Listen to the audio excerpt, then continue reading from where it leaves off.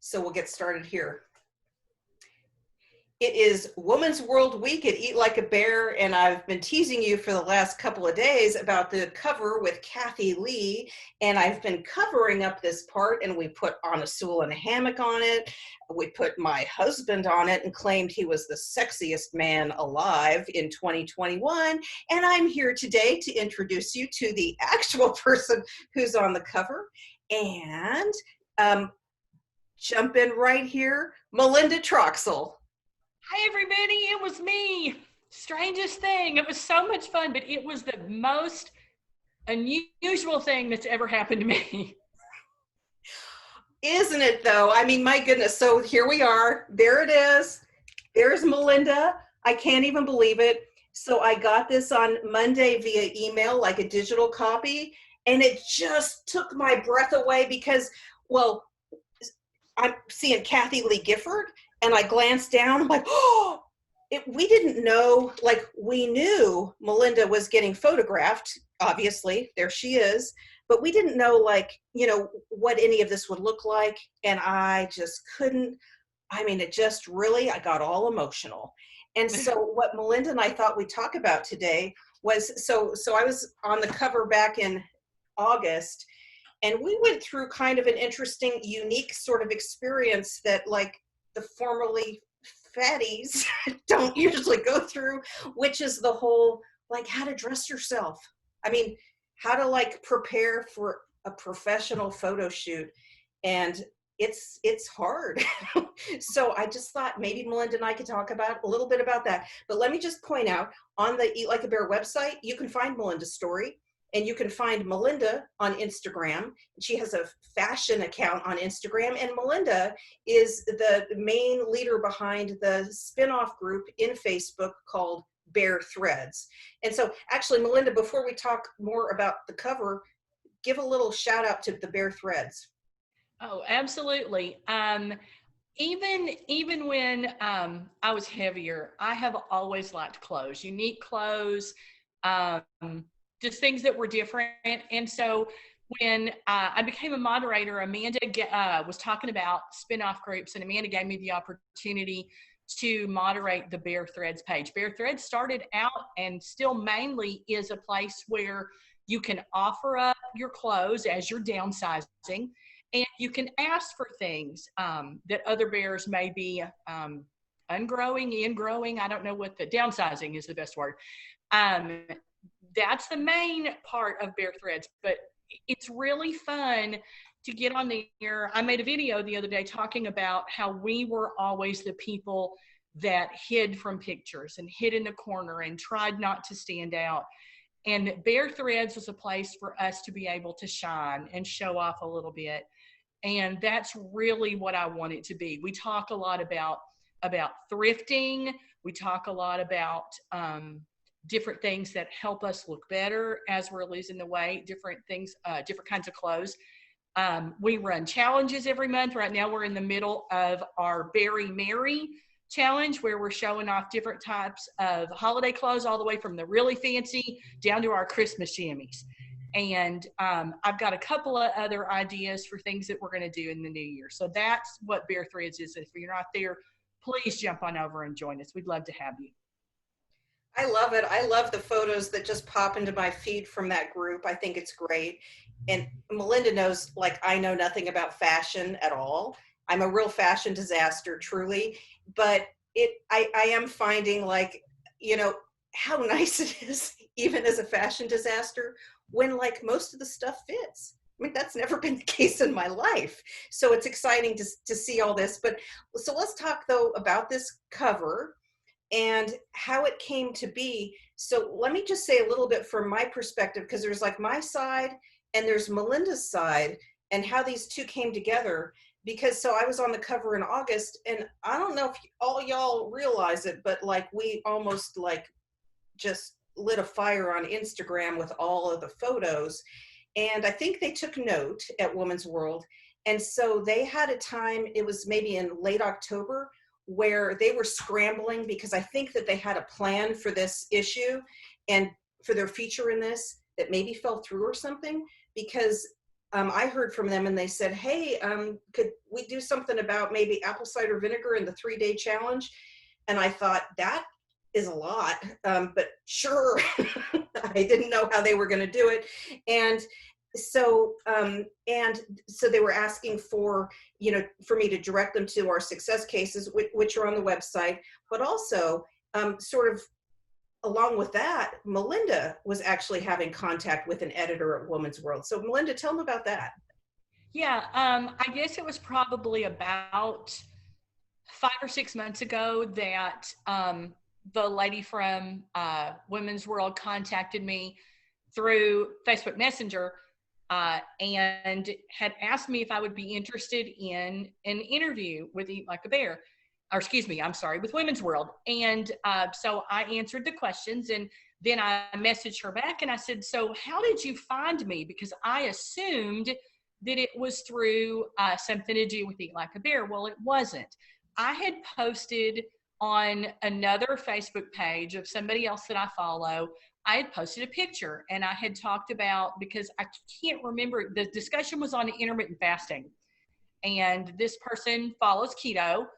And so I had said that I was close to 100 pounds then, that I had lost it through intermittent fasting, through eating once a day with 23-1 and eating something called the ridiculously big salad. And I didn't really say much more than that because I didn't want to really plug somebody else's page on this person's page, but I wanted to make sure that they knew. I want to give credit where credit was due. And so anyway, she said that she had found me on that page. So I answered all the questions, and it was right after the story on Amanda had come out on Women's World. So I never really heard back from them. I thought, well, they wanted something different because they had just done the story on Amanda. So it was not that big a deal that they didn't contact me back. I thought that was kind of interesting, and I was still a little bit flattered, but I didn't think anything else about it. And then just days before the photo shoot, I was contacted again. And about the time I was contacted by them was when Amanda contacted me. And she even, I remember because I was headed to IKEA, and she sent me a message and she was like, I just wanted you to hurry up and open your email. And so that was when I was contacted by them again. And it just went from there. They contacted me on a Tuesday, and my photo shoot was on a Friday. It was hectic. That is hectic. I had about, I think, more like 10 days between my initial contact and when the actual shoot was scheduled, maybe even 2 weeks, which, good and bad because I had more time to shop, but bad because I had more time to fuss. So yeah, that's wild. And with this issue with Melinda, and so I'm going to open this up and show you guys the spread. So we got Melinda here, and this issue with Melinda then was and we have over here, we have Gail Thompson's story as well. So you guys, first, bless their hearts, the editors of Women's World, they're fitting in Melinda's story, Gail Thompson's story, some stuff about apple cider vinegar, and the 3-day challenge. So they're trying to do too much, but anyway, look at Melinda. So, but the timeline on this was nuts. And I know, I got stuff to proof, some of it was already at the copy editor, getting laid out in press when they were trying to secure the quote for me. And I'm like, what do you say at that point? I guess the quote's okay, because it was just all down to the wire. And so Melinda, so you're saying you had 3 shopping days or 2? Yeah, I did. Yeah, tell us. So they contacted you, and tell us a little bit about the experience of what Melinda and I call the Woman's World uniform. Yeah, so when they contacted me, I think I got 5 or 6 emails just within the space of about 3 hours because they were telling me I needed to move fast. So they have, like Amanda just said, they have a uniform. They have a lot of things that they expect you to follow and how they expect you to dress. They solid colors, 3/4 length or long sleeves. They wanted me to have a casual outfit and a dress. they really recommended the dress to be a wrap dress. And I understand that. It's a very flattering cut for pretty much anybody. And solid color shoes. I can't remember, Amanda, what else was on it. That pretty much was it. Yeah, that's the main thing. Now, maybe just because we did it in different seasons, I happen to know that like in the summer, she was telling me, oh, you could have a cap sleeve. And I remember that because I remember thinking, oh dear God, I'm not gonna have a cap sleeve. And so I said to her, to the photography editor, I said, okay, let's just clarify. You're saying a cap sleeve, and are we photoshopping the arm skin? And she said, absolutely. If we need to, we'll because I'm like, there's some like real wrinkles right here. As it turns out, I wore a 3/4, but for the summer. So what they do is they send you a style guide, and it's based on the seasons. And so I'm assuming, Melinda, you got like the colors were like the red, the like blue, the emerald blue, and the green, and the dark like Christmassy colors. Is that right? Yeah, she suggested Christmas colors or jewel tones. Yeah, she didn't want anything, bright pink or bright yellow. It was those what I would call jewel tone colors. So in August, they definitely wanted the bright colors, and they wanted the shorter sleeves because again, they're selling in a certain season. And I actually remember as I was driving around thinking about like having those 10 days, again, too many days to plan, frankly. But I remember thinking like, there's no way I should be wearing yellow in a magazine. But then realizing like the brightness of yellow, like on YouTube, when you make a thumbnail, okay, and I've had YouTube channels before, and I know like when you put yellow in that thumbnail, people are more likely to click. And so I thought, wait a minute, I think these guys really must have a whole system with this color they're asking me for, and that maybe the brighter I get, the more likely someone is to pick it up off the stands. And so that's when I actually drove down to Southern California in COVID, like going to the mall that they didn't even allow you to try things on, but I got anything that looked like a highlighter pen. And so that's what I did in the summer. But yeah, they would not want the highlighter pen color in December ever, because so there's definitely a style guide they send you, and it's a whole like, the shirt should be structured like this. And Melinda and I were just laughing a bit ago because this issue, this past year's keto issue, keto over 50. And what they do is they pull in cases that they've included in the magazine over the past year, and they profile them. And so you can see, this is them. And oh, what do they have in common? So, they look like the same person dressed all of them, because the same person basically did, because everybody followed the style guide that Melinda and I also followed. So yeah, there you go. So go ahead. Sorry. Well, what was so funny about mine is, and I'm going to go, Amanda, if you want me to wait and talk about this later, I will, but looking for that dress, because they wanted me to have a dress, and they said, this is going to be, out right around Christmas. So we want this to kind of look holiday. And boy, I stressed over that dress. I think I went to 5 or 6 stores. Every time I tried on a dress, I had to take a picture of it, and I had to send it immediately to the editor so they could approve it. And she wasn't liking anything I liked at all. And so I ended up at Dillard's, and 2 very, very nice ladies. We could still try things on at that time in Missouri.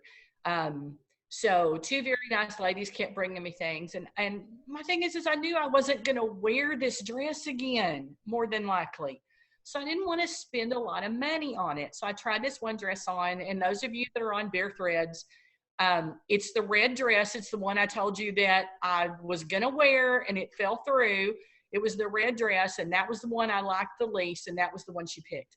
And in the picture, in the picture that I put on Bare Threads, you can't see the rhinestone part on it. It's sheared over to the side, and it's got a little rectangle of rhinestones, and that's why I didn't like it. I just didn't like it. I felt very Mother of the Bride-ish.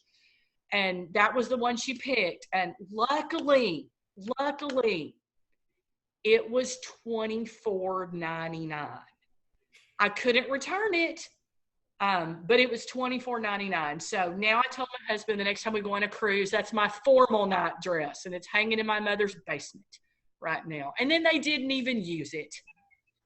Oh well, it's okay. I was able to take the shoes back though. I could return those because I had 3-inch heels on. I never wear 3-inch heels. I returned my shoes too. So I had 2 outfits as well. So they have you take 2 photos in 2 different outfits. And then I don't know if your instruction was the same, but we took some in my kitchen and some outside in, actually the kitchen, the living room, and outside in the 2 outfits. So it was like a total of 6 kind of situations. Did you have something like that too? Well, right now I'm living in an apartment because we're having a house built. And so the apartment is just kind of the place where we're storing stuff. I mean, it's not decorated. It's a mess. It's just, that's the way we're having to live now because we're really, really downsizing. And it was cold when they did it. So they didn't think we were going to be able to film, or excuse me, to do the photo shoot outside. So I suggested my mom's house. So it was at my mom's house. My mom has a very nice little attached home, villa. And yes, we did. So we did the 2 different outfits, and we did, now actually I think we only did the dress outside. We did the dress inside, but I don't remember. I guess we did both. Oh yeah, we did because I remember having to change twice. It wasn't like I put on one outfit and we did inside and outside. No, I put on the 2 outfits, we did outside, then I put on the 2 outfits and we did inside. So I had to change multiple times. But then they ended up not using the outside. What was really funny is we did it at about 9:45 in the morning. And my mother lives on a very busy street. And so the little photographer had all of her little shades and her lights and her tripods and everything. And the traffic was going slow, really slow by, trying to figure out what in the heck we were doing out there. Yeah, I can imagine, like, whoa. Well, so on the day that we shot, we actually had an unplanned power outage. And so the house was in the dark for most of the shoot. There was about 10 minutes at the very beginning, and that actually ends up being a photo that they used, is in my kitchen with the actual electricity working. But other than that, we were just using the photographer's lighting, which had a backup battery. But that like just added to the stress of the day. But it was okay. I found that because the book cover that I have for the Ridiculously Big Salad book, I did in a studio, and man, I was freaked. That was ridiculous. And I just am not a studio person. And I found it was so much better to just be in my house and like at least have that going for me. So yeah, but yeah, we didn't have electricity. So that was the excitement of our shoot, is the electricity problem. But yeah, I can imagine. Do you have anyone honk? No. I was cold. I mean, it was really cold. It was probably in the low to mid 40s, so it wasn't like it was 20 below, but it was early in the morning, it was 9:45 and it was cold. Oh my gosh. And yeah, because you're not wearing a coat. I mean, so Melinda's out there just in the long sleeve shirt and jeans in 40 degrees. That's, whoa. Okay. Wow. That's something. Whew. My goodness. Well, so, you kind of took my breath, I'm losing my train of thought here, but okay, let's talk about during the actual shoot, because one of the things we've been laughing about is when they send us the style guide with like, this is the type of shirt, and they like the scoop neck and it has to be solid or whatever. They also send a posing guide, and it's a little bit entertaining if you look at it. And then once you see it and you actually look at Woman's World, you will see it implemented every week in Woman's World, right, Melinda? Absolutely.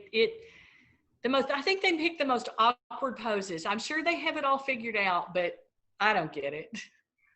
Well, I think it's awkward to us because like we're not pros, but Mhm. all of them are designed to help you look all nice and trim, and and to just they have sort of elements of like professional posing. And I think that Woman's World has like a big challenge trying to coordinate like random women all over the country who most of us don't know how to dress ourselves to start with, and like are suddenly like trim and really don't know how to dress ourselves, and now we have to like somehow be like looking good enough for a magazine. And so part of that is the posing. So and some of the the poses are like, I don't know, you want to give us some examples of poses, Melinda? The funniest here, let me back this up. The funniest one for me, and I told this to Amanda, and she thought so too, was they had me stand, and they had me, you can't see my leg, but I got kind of one knee propped, and then they had me act like I was pinching something. And I even asked her once, I was like, so am I supposed to pinch my fat that's not there anymore? Or, what am I pinching? And she says, just act like you're pinching dough. And I'm like, well, I don't bake, but anyway, that was the funniest one. And then the pulling your leg up and the really, really awkward things. Yeah. The hands on the hip was probably, even though I don't stand with my hands on my hip, that was still awkward for me, but it's probably the most normal one of all of them. Right. So it's one of these, it's like you kind of pop your hip a little bit to the side and you just do this, but then they also have like this, like, oh, like this. And like, okay, come on, this is not my personality. And you want me to like be all charismatic doing this? I don't know. It's not me. Or we were really laughing. There's one where, if I can even show it, let me see if I can show it. Okay. Just seeing what I can show in this video, but where you do this like leg thing where your leg goes up, like, woo! And there you are in a dress, like with heels, and you're trying to do this. Yep. Trying not to fall on your face. And you got to look like all natural, like, yeah, I'm going to look natural like this. And so I don't think it's a real mistake that like the ones that the photographer took of me like this got used, because I can't imagine I actually look good. So now I'm looking at the pose of mine that did get used. Okay, yeah. So the pose that did get used was like this. Okay, now we're on to some. This is partly why it got used, is that I actually probably looked more like myself in that, because this is not me at all. I'm not really sure that that's anybody unless you're a professional cheerleader or something. I don't know. Yeah, I mean, there's got to be people who are like that. Good for them. I mean, but gosh, that's not me. That's not me at all. So yeah, so they had very specific. So like, if you're taking the photo in the kitchen, in the living room, and outside, in a dress and in a not dress, so like a pant and shirt outfit. So that's like 6 venues. 2 outfits across 6 venues. And then about 8 different poses.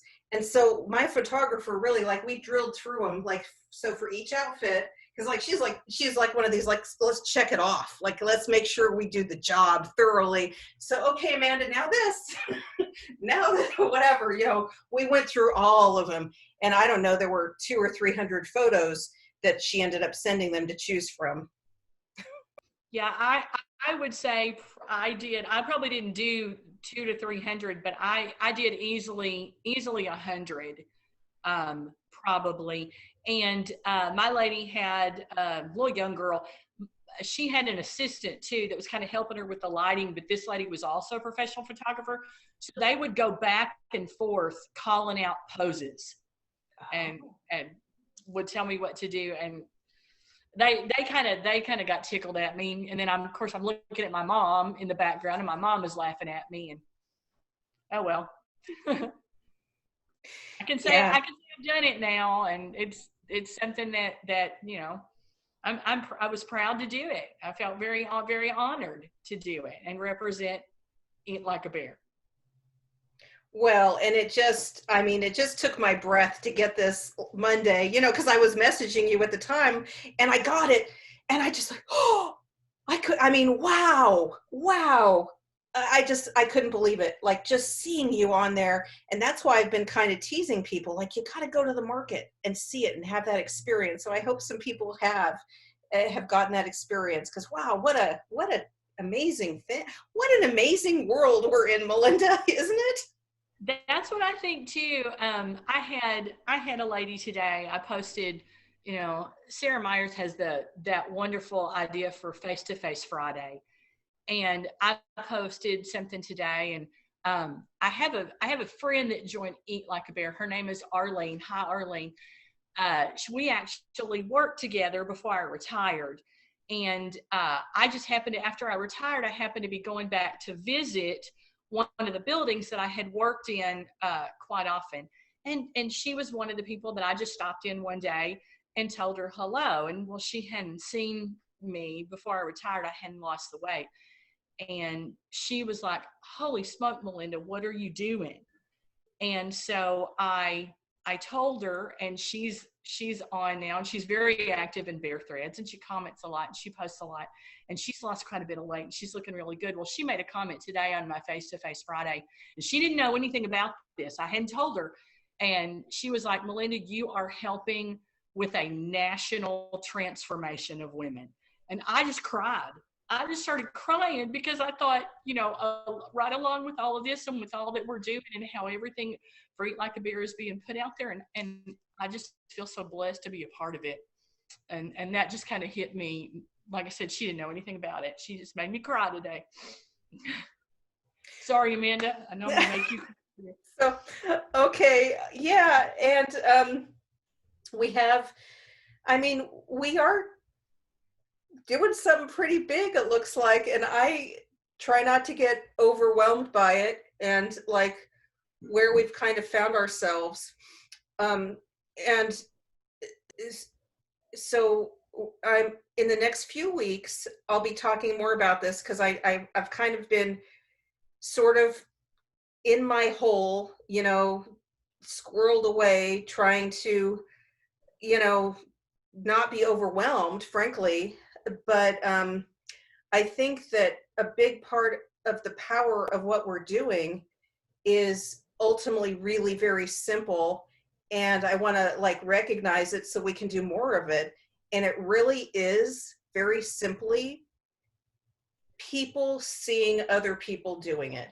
And so we know we have an effective meal model. I mean, a lot of us have had great success with it, but for people especially who have for decades not had success with diets, those people, if they're like laid up on the couch, like I was, like it was 4 years ago today, by the way, Melinda, 4 years ago today, this is my son's 12th birthday, and on his 8th birthday is when I busted my knee and ended up on the couch. And I was so hopeless because I had done so many things that hadn't worked, and I really couldn't see a clear path and at all. And so what we're really doing is for people like that, so the addiction literature tells us that a lot of the times when people do make a change in their lives and like change their behavior and like, start on a new path, that the reason that they do it is often very, very simple. It's just simply like someday realizing I want to live differently. But in order for them to do that, to make that very simple little decision, they have to perceive that they have a choice. And when you think about like all these decades of diet failure, and you're there at 250, 350, however much you weigh, you're not going to feel like you have a choice to get to 150 or to whatever, because you've had all this failure. And what we are doing is we are very literally changing the perception of choice that people have, especially older people, because that is where we do feel like we don't have the choice. And narrative culture here is like women over 50 don't lose weight. And that's what we learn. And we take it in and we feel like we don't have the choice. We are literally changing that. And the way we're changing it is with our stories. And so that is why, like, honestly, so like me on the cover, I it's great. It's great. And people have found us from this, but this one, I mean, has made me so proud because it's like, this is the beginning of, we are like a whole legion of people showing other people, yeah, you do have a choice. And just like, a light on the path is what we're providing people. I agree. And it's like you said, for women in our age group, for women of a certain age, it's a feeling of hopelessness. And until we do realize, like you said, that we have a choice, because we have thought all this time, there's not any reason for me to try again. I've tried this diet and this diet and this diet, and woohoo, I do pretty good for a while, and then I can't sustain it. And the thing that I always think of is, this is not a diet. This is a way of living. I don't even say way of eating anymore. I say way of living. This is my life. This is what I do. It's giving up that feeling of hopelessness and taking back our freedom to make good choices for ourselves. Yeah, and I do increasingly think that a key to the success is getting down to that maintenance weight where, I mean, I'll tell you truly, like, I will fight for this compared to 280, but like in the past when I lost like the 20, the 30, the 40 pounds, that difference wasn't life-changing, but this is. And I feel like if we can really like help people like stay focused, get to the finish line, that ends up being like a big success factor for us. Absolutely, I agree. I'm not worried about gaining the weight back. I know there are certain things I'm going to have to continue on, and that's okay. That's the way that I live now. Will my weight fluctuate? Of course it will, a little bit, but I've got the tools now. I've got the framework. It's never going to be hopeless again, ever. I feel so much the same. Like, I don't want to get arrogant about it. Like, I could gain the weight back really pretty quickly, frankly, especially if I get all arrogant about it. But I have the tools. And so it's a matter of just like staying in tune. Like, do my pants still fit? And if they don't, let me like just focus in and get some of that weight off. So Well, I feel very empowered by it. Well, and I agree. And, people talk all the time on the main page about, that scale is not moving for me. I'm stuck, but my body's changing. I went down another size. And I think that's the same way. I think it's going to be the same way in maintenance. I will have been in maintenance in January. I'll have been in maintenance for a year. And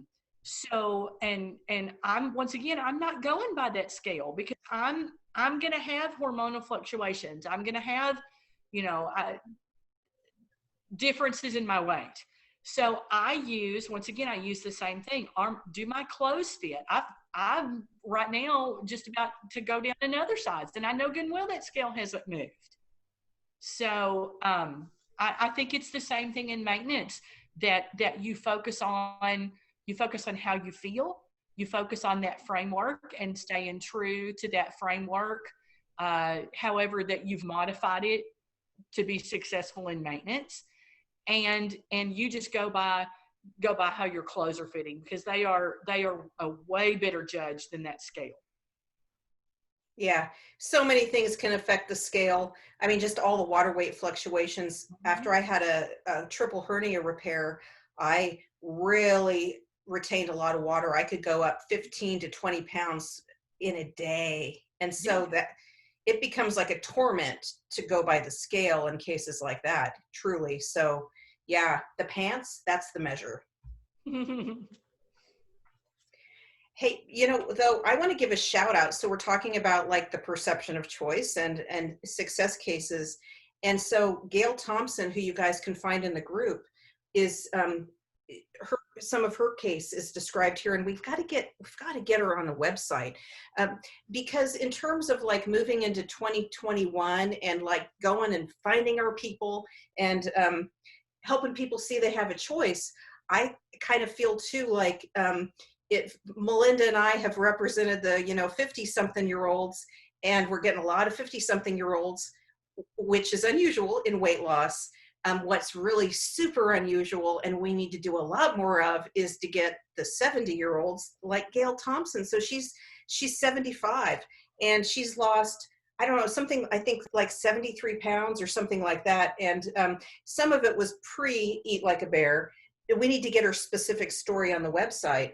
But I mean, I mean, gosh, if I'm desperate at like 50, how is someone going to feel at 70 or 75 after 20 more years of struggling with the diet? And so I feel like, I always say like desperation is our fuel. Well, how much fuel you're going to have at 70 or 75? So much more fuel. So let's get in and light the fire. And it's going to be people like Gail Thompson who are going to help us do that. So I was really pleased because frankly, I'll say this, but the obvious, Gail Thompson gets a little bit more of a word count than Melinda does. Melinda gets the photo, but Gail Thompson's story is a little bit longer. And I'm like, boy, that's actually kind of cool. Now, what I really wish is that like all of this was about Melinda and Gail, but we'll take what we can get. And I'm really excited in 2021 to see how many more older ladies we can bring in. And so, and in my world, older means in the 70s and 80s, because we're not older, are we, Melinda? I don't know. So, some days I feel older and some days I don't. Yeah. So anyway, in the whole grand scheme of the world, we're like the older ones. Well, I thought it was funny in the article they had to mention that I was a grandmother. Oh yeah. So the thing too about Women's World, so people should understand, like they want that. It definitely, if you're a grandma, because I'm not, by the way, and I had some very late in life babies, but yeah, I think Gail is like a great grandma, I think, and they mention that because they want to profile women who especially are over 60, and boy, 70, they're like, whoa, what? Okay, great. Oh, she's 80. Like, so anyway, you guys, if you're 80, and you need to let Women's World know, okay? So you can be on the next cover, because yeah, and so good for them. I mean, there's a lot that they do that we don't do. Like, they're doing the headlines that, my whole thing is like, let's not make it sound ridiculously easy because it's not easy. There's nothing easy about losing weight, but they're trying to get people to grab the magazine. That's what they do. So anyway, and they're trying to put people on here who are going to grab the magazines. Like they want to put representatives of their buyers, and they have older ladies who buy. So that's why they're looking for the people with the gray hair. Maybe I should let some of mine grow out. Yeah, I don't let mine grow out. I cover up my sparkles as soon as I see them. Yeah, well, so you should see Gail's photos in the group because she does it. She looks just fabulous. Oh my gosh. So yeah. Anyway, so shout out to Gail who's in this, and Hey, Women's, yeah, and Women's World got, they got a number of other people. So then they selected who they because they can only apparently put two. And there really wasn't even enough space for two, frankly. So they then chose, I think they chose Gail because she's 75 and had lost a giant mountain of weight, including 17 pounds in the 3 days. So that's where this headline comes from, is Gail's case in the 3-day challenge, because this 3 days refers to the 3-day challenge as well. And yeah, let me say something else. Go ahead. Sorry, she brought that up. She posted something today about that was me that lost the 17 pounds. And because it certainly wasn't me. Well, so this is something that I talked to them about. They were asking, they said like, well, how many pounds did Melinda lose in the 3-day challenge? And I said, no, let me explain something about the 3-day challenge. So Melinda as a case is not like the effect. Her case didn't come from the 3-day challenge. Melinda's case is like what created the 3-day challenge. And that's where I first started talking to people about what's now on the website, which is like the first generation bears and the second generation, because Melinda came to the group and it's for like 6 months in. And that's when we were still trying to figure out what all was specifically working. And so it's cases like Melinda that helped me like see like what meal type was most effective. And that's where the 3-day challenge came from. So like Melinda is the cause of the 3-day challenge and Gail is like the effect. And so Gail came in, and what's amazing to me, and we should get some specifics from her, is I think she had lost some weight. So I think on something like keto, we need to find out. And so she actually was down a little bit, which makes this statistic more extraordinary to me, because typically really big numbers like this come from somebody who's just like coming right from the pizza. You know what I mean? Yeah, I agree. Yeah, that's pretty remarkable for somebody whose body was probably already in weight loss mode to be able to have such a whoosh like that. I had lost some weight before I started too, and I did lose weight doing the 3-day challenge, but not anything like that. That's amazing. Yeah, yeah. Well, and what, I started all this with a water fast. And in my first 3 days, again, a complete water fast coming right off of a family vacation, I actually lost 15 pounds. But that's not 15 pounds of fat. That's just a bunch of water weight, which good, let's get rid of it. And but yeah, I lost a lot in the very beginning from that. But that was, again, that was not the 3-day challenge, because it didn't even exist. And it was a complete water fast, which is one way I was jump starting all this. Yeah. So Melinda, are you doing anything special this week to celebrate the cover, or going out to the markets or anything? No. I have several friends that I'm ready to share this with, because friends that I'm kind of trying to get a little bit more motivated. And then also just some who have kind of been my friends for years. And to just be able to say, look, this is something I was able to do. Thank you for being happy for me. Thank you for supporting me, because a lot of them knew what I was doing. A lot of them didn't agree with it, but pretty much everybody has kind of come on board and understands why. I've talked to a lot of people about this.